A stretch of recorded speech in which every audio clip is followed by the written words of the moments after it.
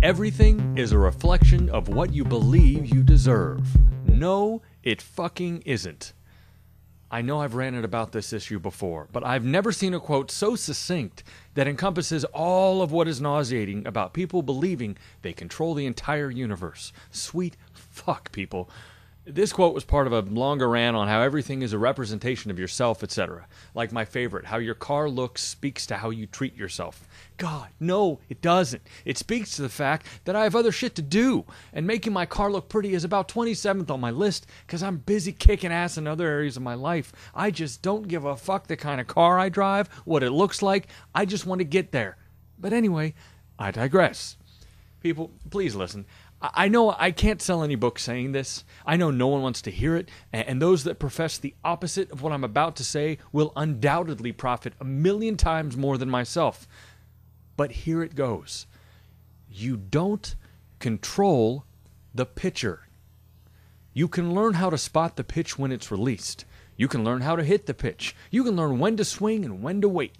But if you spend your time trying to positively think the pitch you want, you're an idiot. Prepare for the outcomes and take the appropriate action. Stop thinking you control the universe. All it will do is fill your bookshelf with self-help books. God!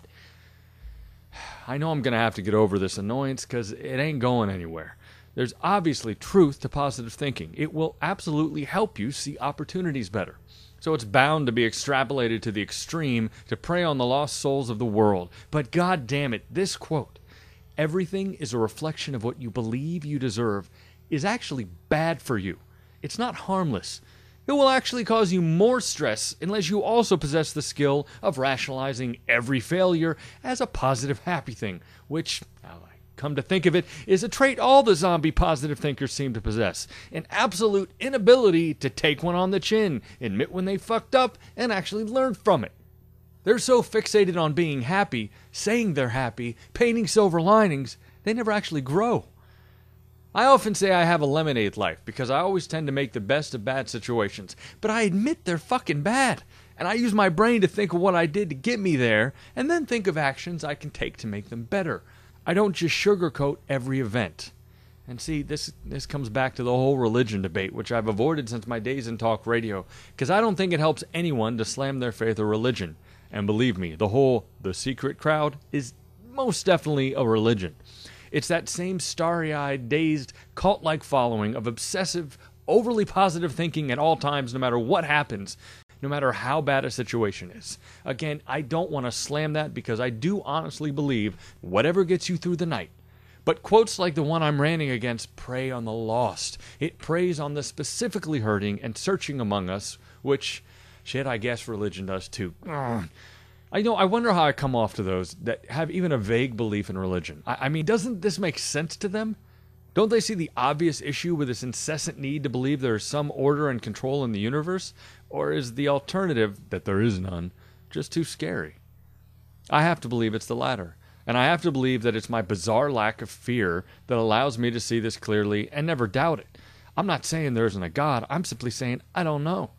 I just know that thinking we do know, either way, is arrogant and foolish. Not knowing is the only thing we can be sure of, and I have faith in that. I know what it is. I know what it is. It's the lack of accountability of the believers that makes me fucking crazy. It's thanking your God when you win the game and not blaming him when you lose. It's pointing to your positive thinking when you're successful and not admitting that you were just as positive when you failed. People that don't do a site like The Journey have the ability to avoid all accountability by showing people the next shiny object. And as I said before, a positive outlook will indeed allow you to see the opportunities in front of you. But everything comes from action. Doing. You can positively envision hitting a home run. But it takes a lot of hard work, practice, and eventually action to beat the pitcher. And I guarantee you no batters are spending their time trying to figure out how to will the pitcher to throw them a favorable pitch. They may change their stance. They may try to trick the pitcher into thinking they're going to swing when they actually bunt. But inevitably, they know there's only so many variables they control, so they prepare for all outcomes. At the end of all the preparation comes the one irrefutable truth. You have no control over what comes at you. You can only control how you deal with it.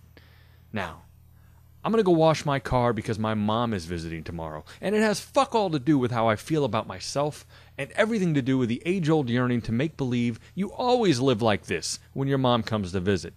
Seriously, if people didn't visit my house, I shudder at what it would look like.